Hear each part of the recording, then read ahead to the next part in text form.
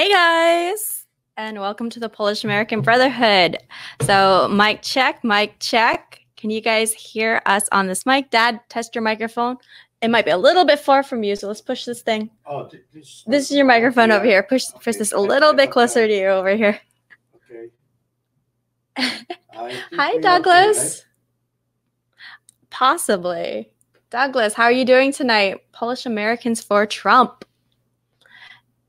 All right, can you guys, so we have a different setup. Of course, like this week, I'm experimenting with all the different setups that I am putting together in my studio office. And so this is going to be probably like the main one. Dad wanted to come in to tonight's stream and everything, so I quickly set him up over there to the side. But okay, you can hear me. How about, Dad, test your microphone. Okay, Douglas, can you hear me now? Doing great, doing great. So, Brandon from That's the Point is going to be joining us a little later on tonight. But let's see. So last night, for those of you who joined us, we had my dad's birthday celebration. And the birthday extravaganza, still a lot. So how are you doing today, Dad? I'm doing good after that birthday. The wine especially was very good, you know. That wine makes me feel a little bit better inside. Then my blood, circulate my blood. Wine helps to keep you healthy and everything. Hi, King DC Louis the Fourth and everything. Here we get David now. Hey, Devon. Good evening. How are you this evening? Hi, Paul. All right, Dad. While we're waiting for Brandon I just sent him the link a little bit ago. But before he gets on and everything, I know that you like to talk passionately about your project. For those of us who are not aware of what is your idea for and your passion for helping the homeless? Well, I would like to mention again about the project for the homeless and retirees. You know, I think it will be a good idea to solve the first problem with the homeless. Okay, because that will be not that expensive. The retirees project, it will be very expensive, but we can try with the homeless. And basically what the homeless need, land, which we have abundant land in America. There's so much unused land. And if we can get that land, we can build the project with the shipping containers and give all the stuff they need to sustain the homeless. Hey, Dad, put this microphone a little bit closer to you right here. Okay. And Fab Sonia, is that sounding better? We can use the homeless to plant the trees, which the world needs to, you know, for the climate change, right? Or that is sucking the CO2 and give us oxygen. And the homeless people can be, you know, useful for us, you know, for the earth. Here, Dad, we're gonna I will explain that. Pause for a moment. Here, one moment. Let me check your mic. I might not have put the gain on correctly on yours, so let's switch out for a moment. Okay. While you're fixing the mic. They can hear you. Oh, okay. If you don't have a mic, they can't hear you.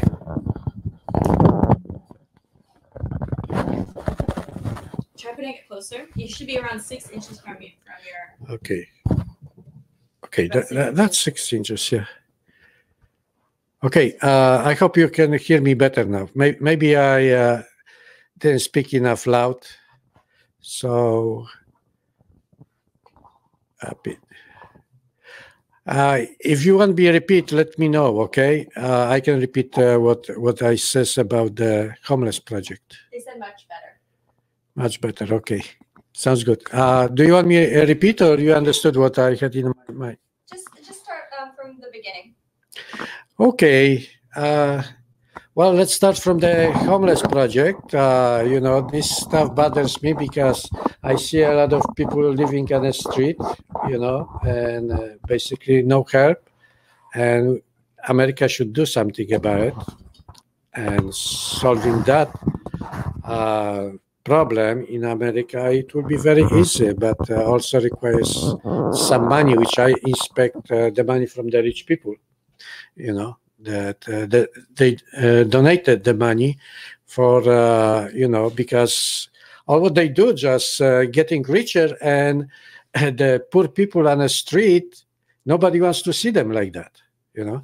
And my project is simple. We have to give them the land, you know, where they can plant the trees. That will be good for the climate change, because the trees suck in the CO2 and give us the oxygen. And that's what we want, you know. We're talking a lot about the climate change, and nobody basically do anything. I see China is doing something, growing trees on the desert, you know, and we can grow the trees on the prairies. And that prairies basically is unused, you know. And it's very simple, land, and we can build very cheaply from shipping containers the place for the homeless. And I think that would be a good idea. And I asking everybody, you know, if you have some kind of better idea than I do, let me know. I caught Jason Goodman from Crowdsource the Truth. I caught his stream earlier. He's over in Hollywood, and he was, you know, passing through even where you have the tents that are set up that are in you know, nice areas, but it presents a hazard because there's, you know, increasing crime rate whenever there's a lot of homeless occupying areas, and one of your ideas addresses getting them out of the cities, correct, Dad? Yeah. That's the main thing, you know, get the homeless out of the city, put them on a farm. And I think they would love it to be occupy them. The reason is also that there are going to be more and more homeless. As you see now, there is more people living on the street than ever. Mm-hmm. And they're going to be growing of the homeless people. Why? Because the technology, the robot going to take over. And those owners, basically, they won't care what happened to you, okay? Anybody can become homeless when they lose the job. And that's the whole idea. If they have some place to go and they, you know, for a while, help themselves, you know, and we can help them also to reinstate their lives. And we can use them for planting the trees. King DC is saying how 86 million was contracted to house illegals, yet 1,600 of them. What are we doing with America's like homeless? Well, as you see now, with the politics right now, the more and more people coming to this country, and I have no idea.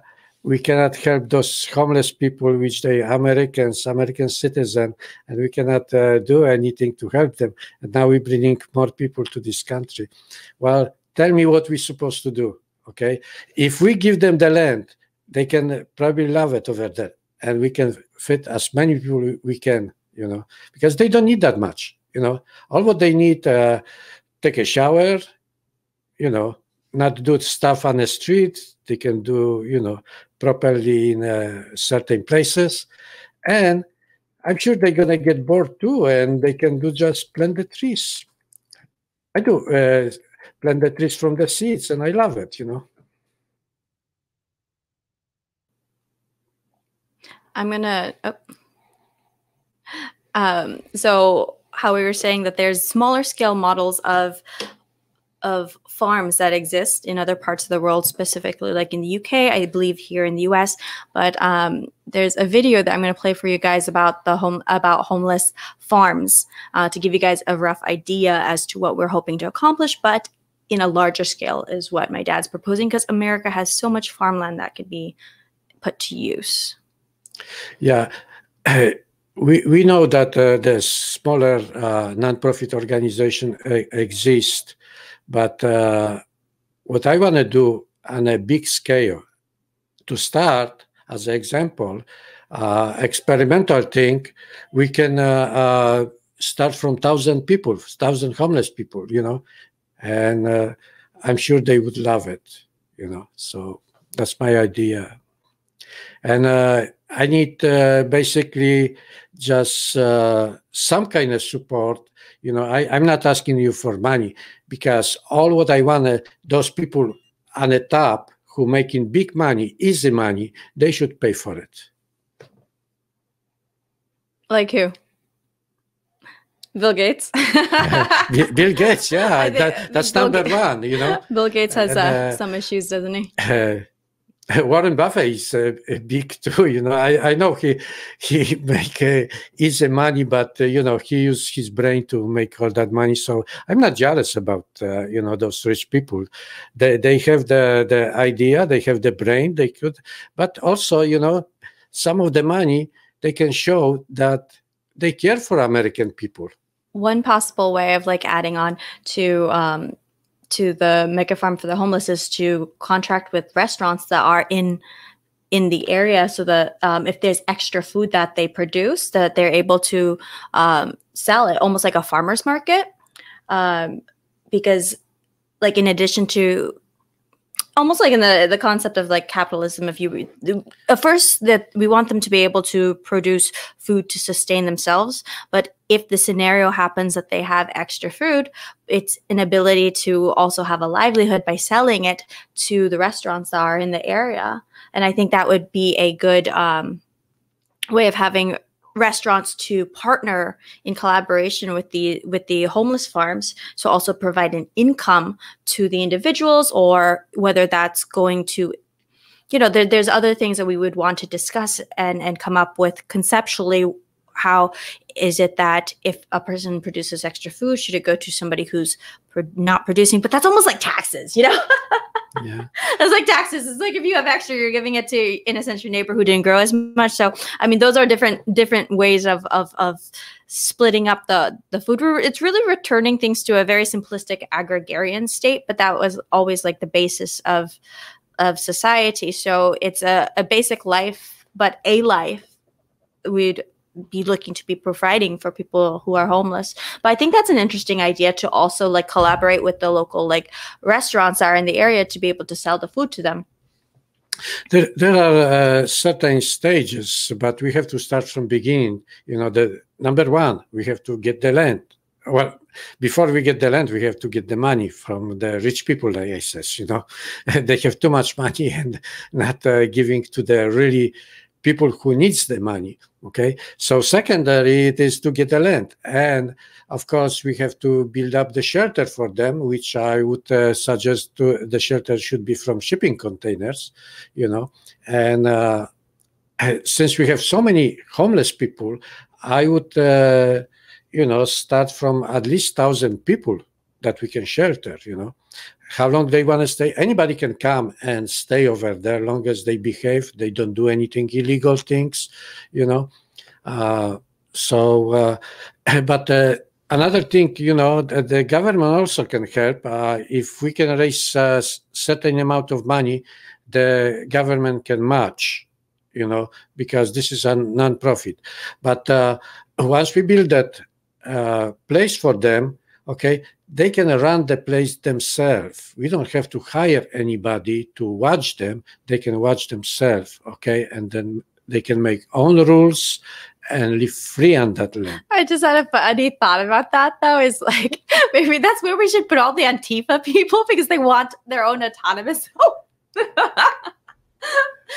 But we all know that a lot of the Antifa people are spoiled kids from Middle East, middle class society who don't really, too much time on their hands with too much liberal ideology onto them. But yeah, that was just a funny thought that crossed my head. Was let's put the Antifa there if they can, self-govern themselves. But I'm going to share with you the Facebook group that we had started a couple of months ago, but but that I'd like to kickstart again. But it's a group, so that way people can collaborate and chat, post their ideas, and more of a discussion thread about my dad's project for a mega farm for the homeless. So I'm going to share our Facebook group. Yeah. John is asking when we came back. We came back this Sunday from Poland. If somebody interested how the flight looks like, well, basically, first we had to take the COVID test in Poland, in Warsaw, and cost us $150 each. That was the rapid test. We didn't have a choice because... King, you're making me laugh right now. Yeah.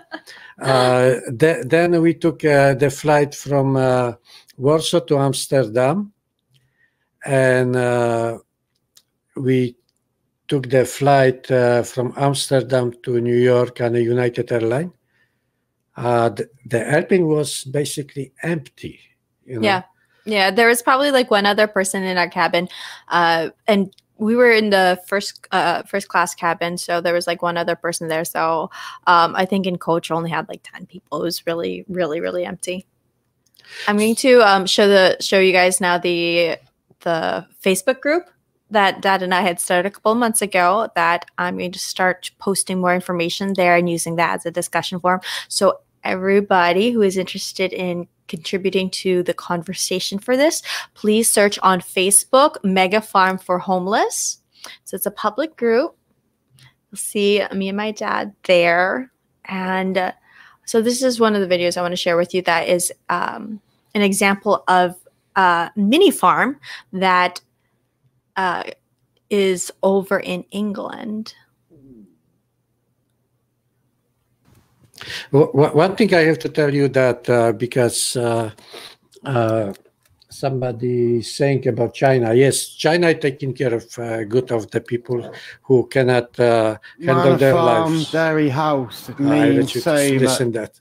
Yep, sorry, that's too loud. I was in a pretty bad place before I came up here. I feel like the whole project has given me my life back. It's what I call my safe place now, place of sanctuary for me.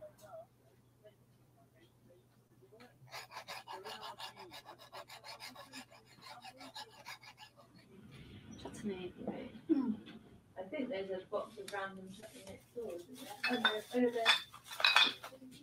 We've got big plans for next year or next growing season. We're hoping to establish a flower garden, and we've got spring bulbs coming on. We're hoping to establish a plant sales area, and we have plans to extend another acre behind me, and that will be purely for vegetables. We're hoping to get funding for an additional polytunnel, 90-foot polytunnel, where we can grow aubergines, tomatoes, cucumbers, etc. Aubergines next season.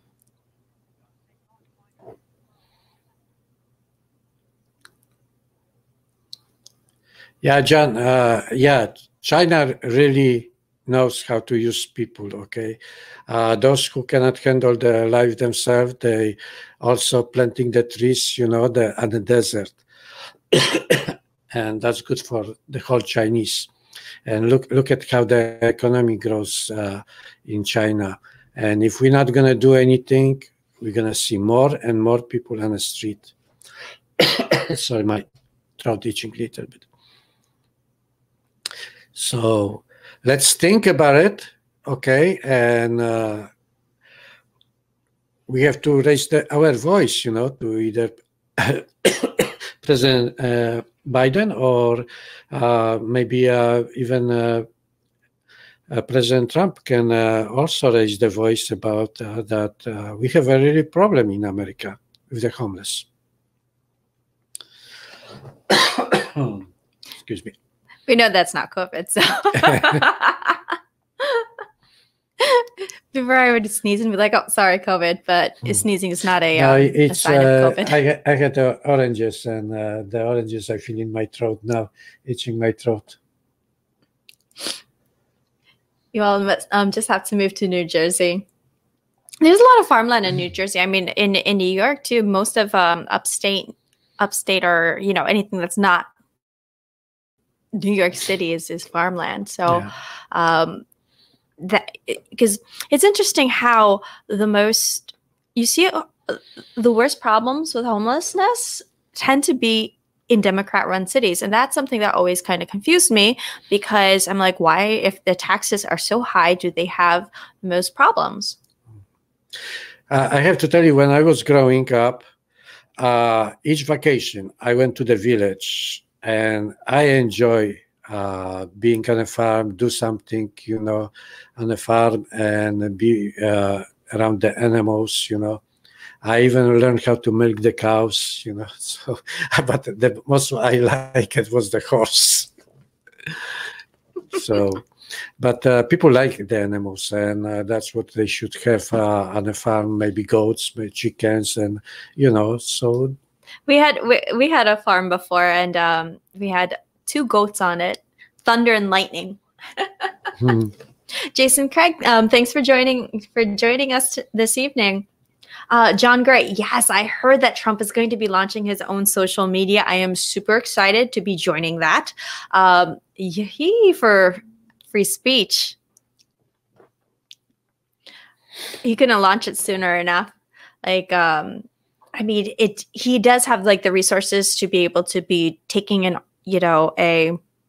large scale project like that. So I'm glad he's going to be launching his own social media network. I think we need to have like a Trump TV station where we can have conservative media as well, because we have Newsmax, we have OAN, Fox I don't trust very much anymore after the last elections. So it would be good if Trump could also launch his own media networks, more than just social media. Have you guys, I tried joining Gab. It hasn't been too user-friendly, I guess. Maybe I haven't given enough time to navigate through. And I was so late to get back onto Parler. I had no idea that was actually even back until maybe 2 weeks ago.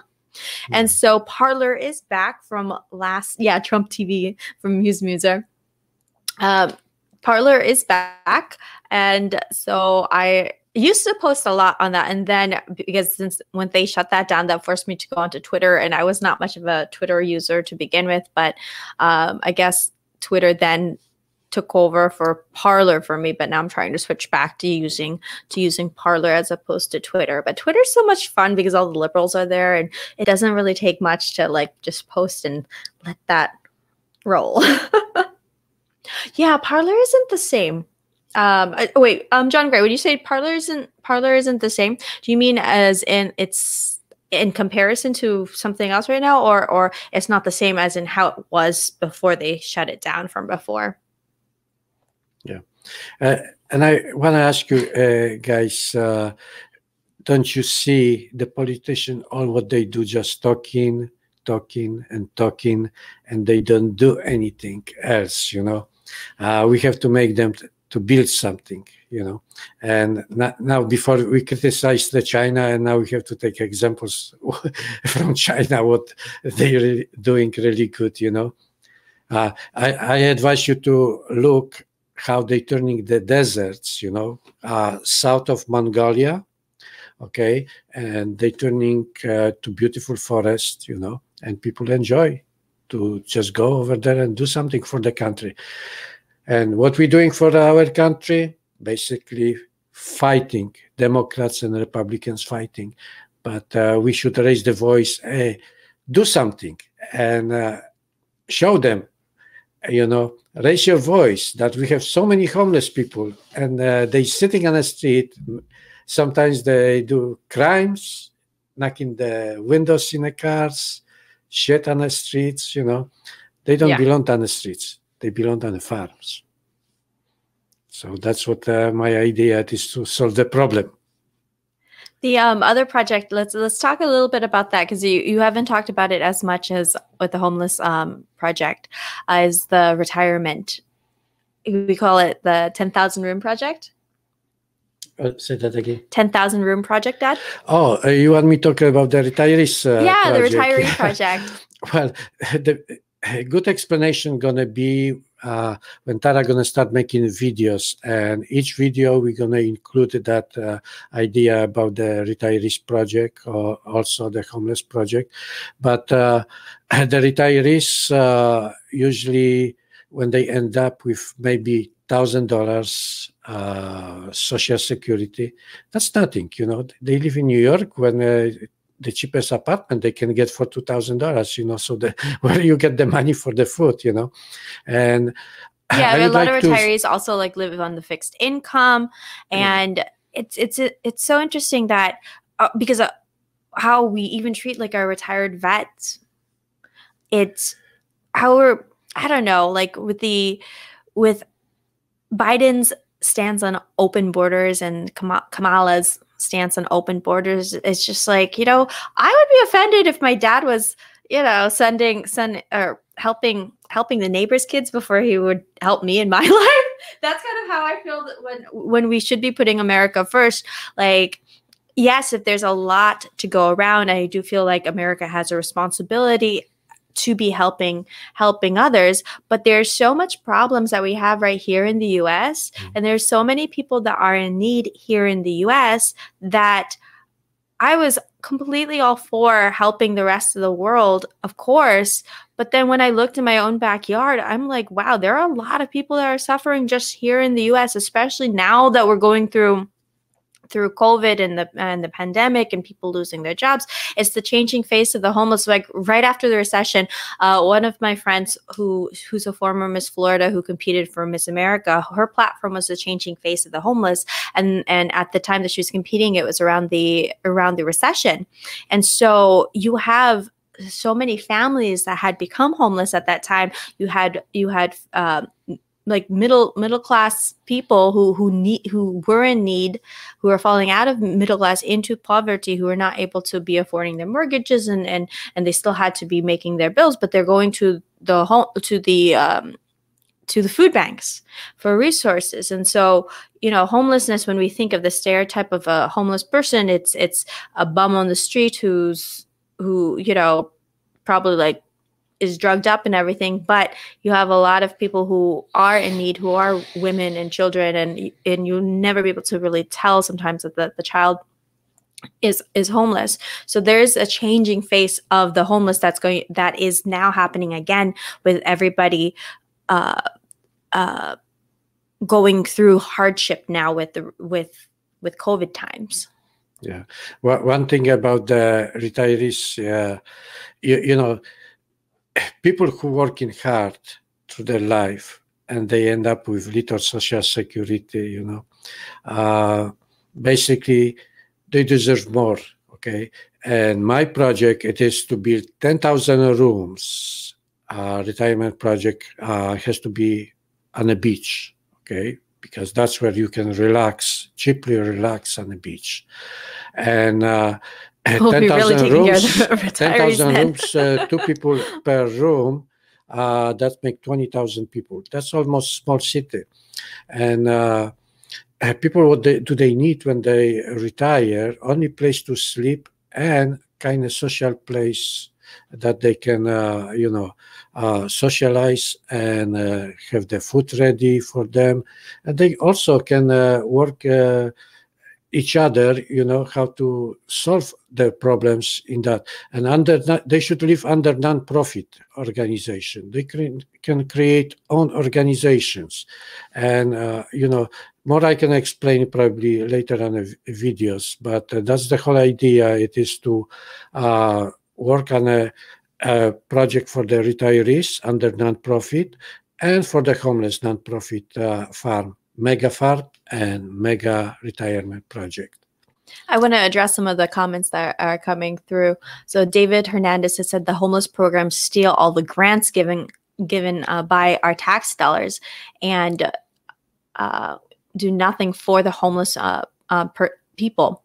60% of the money goes in, you know, whose bank. It's so bad. That's true, because that's the thing with, there's a level of corruption.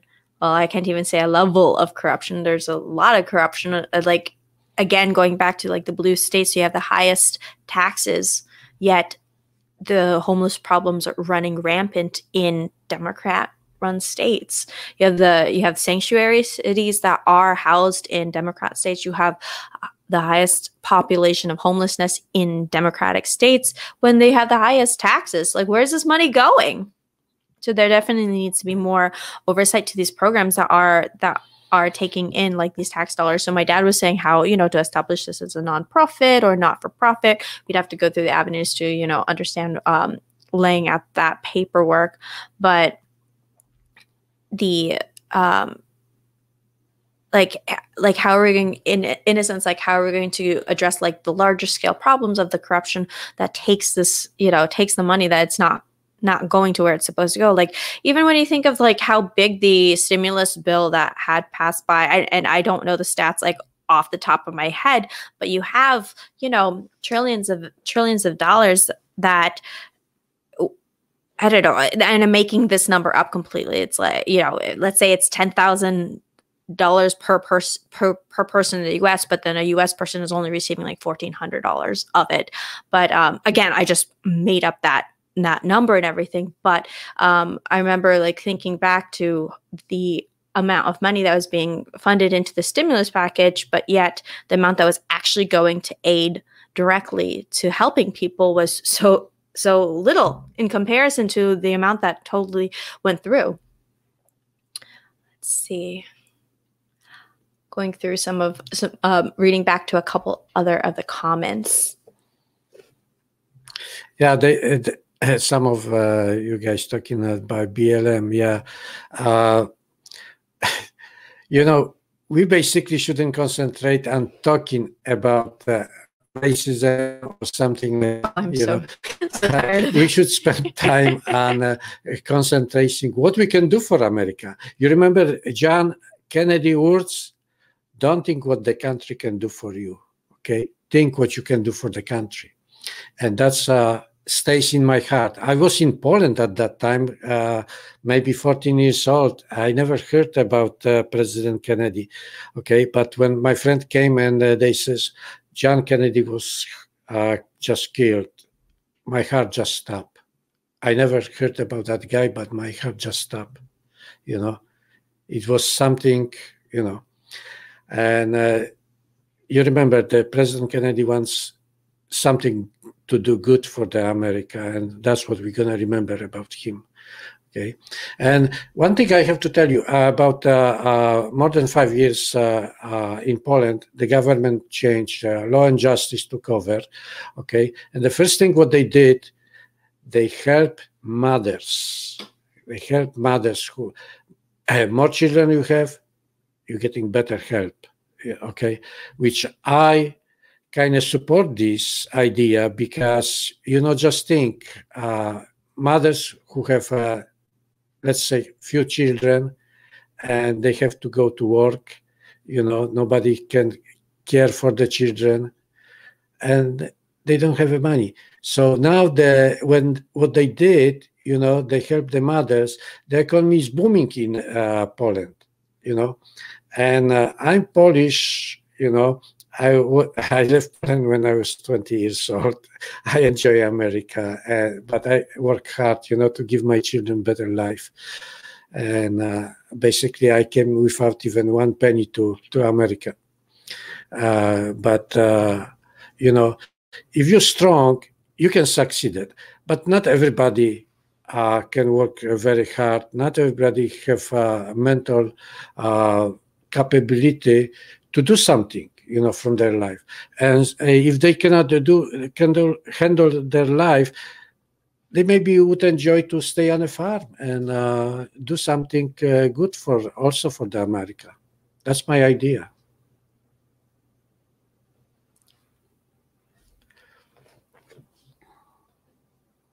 All right, and switching back here, because we were talking about Poland, I wanted to, and talking about women's status, how women are, I think, number third, like the management of women and women's issues is like Poland ranks third in the EU for it. There's one clip of a Polish politician. This guy is based AF. I love him, but I want to play his clip for you. Yeah, Brendan probably going to be soon here. That's why My daughter asked me to be sent here. him But, we don't know what happened to him. He's supposed to be 9 o'clock, right? Yeah. Okay. I just got a text message from him. Okay. So I hope you can enjoy Brendan more than me here. So we love you too, Dad. I hope you're not bored with me, but I just pick up whatever I have in my mind. I'm not used to. I never been a good speaker, but I do my best to help my daughter. And I'm gonna go ahead and play this say clip. whatever comes to my mind, and I hope you guys okay with it. Oh shoot! I hope I remember to hit the audio for this thing. Tell me if you guys can hear the audio. Are you guys able to hear audio? Thank you, Madam President. Obviously, this mechanism is just a political tool, so I'm not going to get into it because everyone knows that this is a political tool that has nothing to do with the rule of law. So I'd like to give you a message from the majority of Polish people. The message is very clear. It has been out loud 7 times in a row. Polish nation rejected your ideas. Polish nation rejected your ideas of leftism. So you have lost 7 times. Mr. Biedron would confirm you have lost. 7 Polish times. society rejected you 7 times. So to let you know, Poland is #1 with unemployment. Poland is #3 with management for women. And Poland is #1, Eurostat, it's your data, not ours, is #1 as the safest place in Europe. So before you're going to judge, just before you're going to point us with your finger, maybe you should think about Sweden and the rapes on women by illegal migrants. Maybe you should focus on Germany, which is #1 with all these crimes coming over from illegal migrants instead of Poland. This is real democracy, and this is not our data. This is Eurostat. Thank you. Yeah, I love him. That was based. Yeah, we like Dominic, and he speaks the truth. He really, it is true Polak. Speak up for his people. And that's what we should do in America. We should care for those people who speak for us. Who wants to good for America, make America great again. That's my word, and I'm gonna always carry this head. It's not because I like Trump, because I love America and I want America be successful. Like to this time, we've been example to the whole world. Okay, how democracy should look like. Okay, and we don't want to see homeless people on the street. We want them see them on a farm. Also, I'm going to play for you guys some of the clips that we were at the manifestation. How am I saying that? Manifesta? Manifesta? Is that how you say for the word for protest? Manifestation, right? Yeah, something like that. Yeah, What's the Polish word for protest? So manifestation on last Saturday, and this was the freedom march that was going on all around the world. And so Poland was also having it in Warsaw. And so this was combined also with an anti-mask rally. So you'll see here that nobody was wearing masks. Let me get this a little larger. There you go. So I'll play for you guys a couple of the clips to see.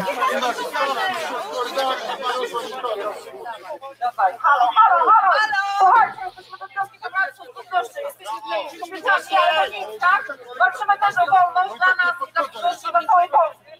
Słuchajcie, jest nas niewiele jeszcze w Bydgoszczy, ale mam nadzieję, że dołączą do nas większe grupy. Organizujemy się i jest nas coraz więcej. Działamy w Bydgoszczy. No, słuchajcie, jesteśmy wolni? Jesteśmy, tak? Czołem wszystkim!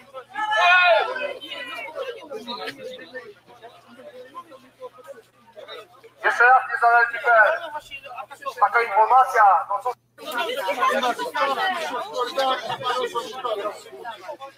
So this was the scene that was at the park. It's a royal park. If you watch we had a couple live streams that we had done while I was chasing down Chopin's benches. And so this park is actually where Chopin had played as a child. And we came up close to the tomb of the unknown soldier. So this one is actually, it was a former palace that had burnt down during World War. It was destroyed during World War II, but it was Chopin's first residence in Warsaw when he moved to Warsaw when he was 7 months old, and he lived there for about 7 years with his family while his father was a university professor. But it's been since turned into the tomb of the unknown soldier, and the protest did walk peacefully past this. But I know that some people had, when I had posted this clip, people had expressed, concern that people were protesting around such a sacred place. But really, the protesters walked past it and continued on to the park. So let me play for you guys this clip.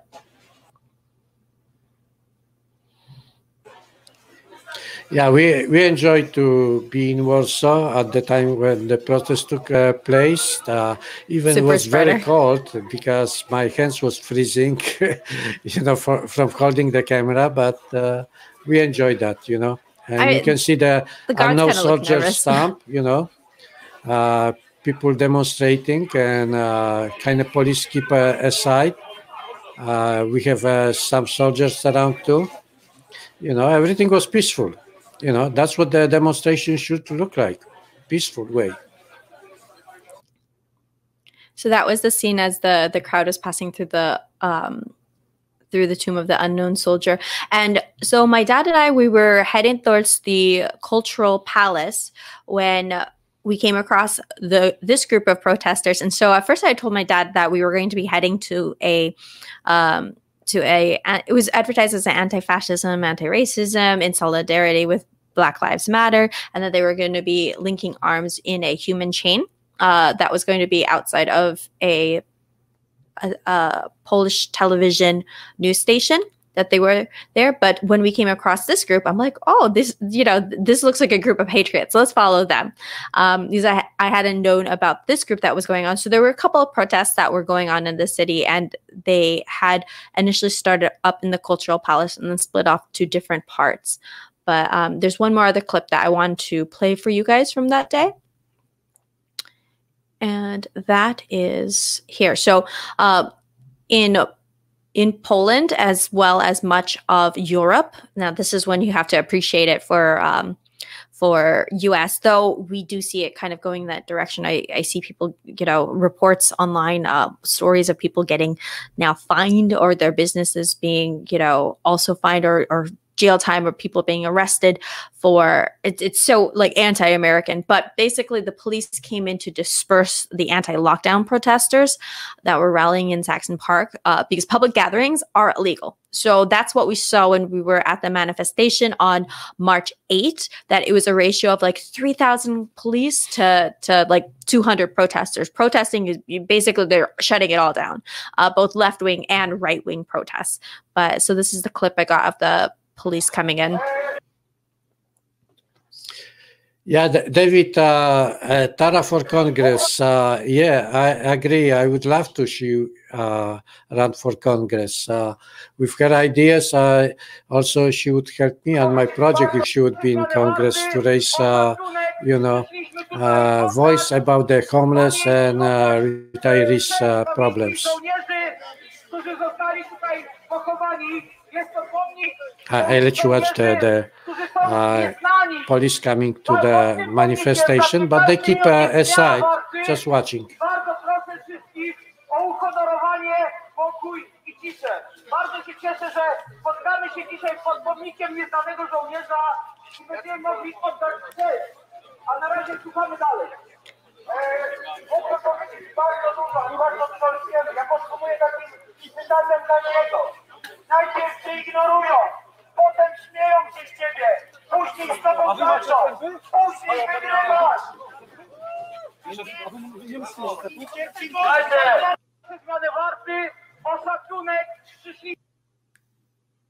All right, so that was a clip of the police coming in to break up the crowds. Actually, so I did live stream from from Poland during the March 8th protest, but I have some footage that I took on my Sony that I have to publish as well.